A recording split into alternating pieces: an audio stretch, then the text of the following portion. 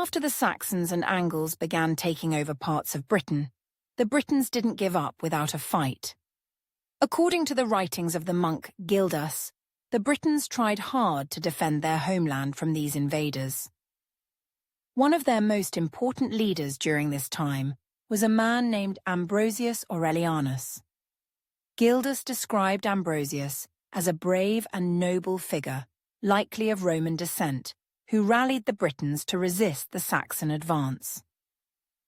Under his leadership, the Britons were able to unite and push back against the invading forces, gaining some important victories.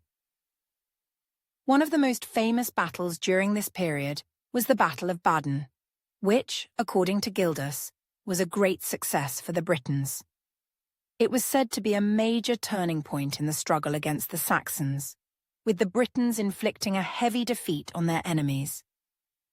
Though we don't know the exact location of the battle, or all the details, the victory at Badon gave the Britons some much-needed hope, and for a short time they were able to hold back the Saxon advance. However, this success didn't last forever. Over time, the Saxons and other invaders regained their strength and continued their conquest of Britain.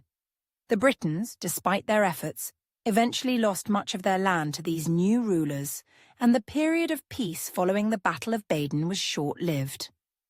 The story of this time also gave rise to one of Britain's most famous legends, the tale of King Arthur. Though there is little historical evidence to prove he was a real person, the legend of Arthur tells of a great British king who led his people in battle against the Saxons. Arthur, often depicted as a heroic and noble figure, is said to have fought alongside his knights, protecting Britain from its enemies. While the legend grew and changed over the centuries, the story of King Arthur remains tied to this period of history, symbolizing the Britons' resistance and hope in the face of overwhelming odds.